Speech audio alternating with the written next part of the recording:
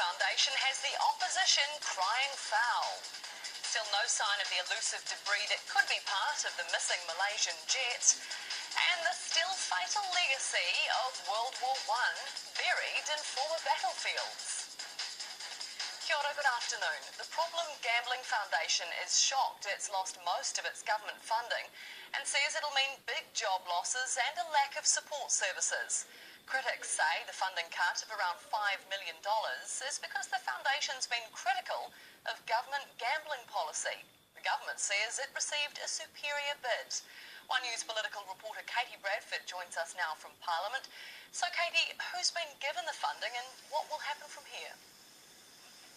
Good afternoon. Well, yes, the Problem Gambling Foundation have this morning or overnight discovered that they did lose this contract.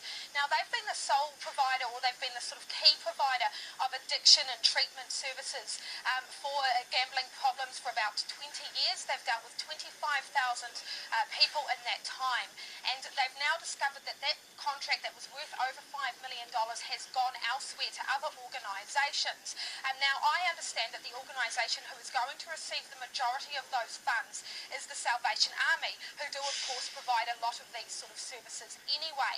But I spoke to Graham Ramsey, who's the head of the Problem Gambling Foundation, just a short while ago, and he said, look, we are the experts in this field. We don't understand why this decision has happened. We are absolutely gutted. We're going to have to cut a huge number of jobs. They employ about 63 staff at the moment. It sounds like they will be going down to about 11 full-time staff. That means cuts in services, obviously, and he's questioning who on earth can provide a better service. Oh, look, I think we're unique in terms of the expertise that we have, and we have the scale and experience that I think actually no one else has. So I'll be very interested to see what a superior bid from another organisation looks like. And Katie, obviously there have been allegations that this is politically motivated. What have the other parties had to say?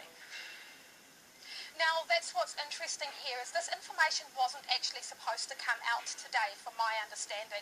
The Ministry of Health is still out there talking to those people who had been part of that tender process, but the Problem Gambling Foundation is understandably angry about this, and Labour MP Trevor Mallard came out with the information this morning. He says the reason that the foundation has lost their funding is because it was vocal in its opposition to the Sky City Convention Centre deal and some of the government's other gambling policies.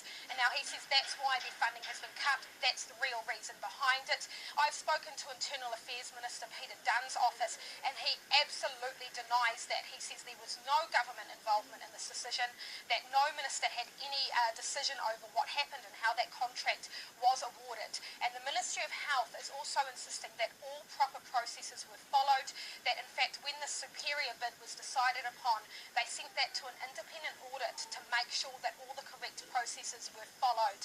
I think despite that, it's still not a good look for the government. It brings up this issue again of this Sky City deal and of its gambling policies that perhaps have been somewhat forgotten about, and it'll be interesting to see where it goes from here.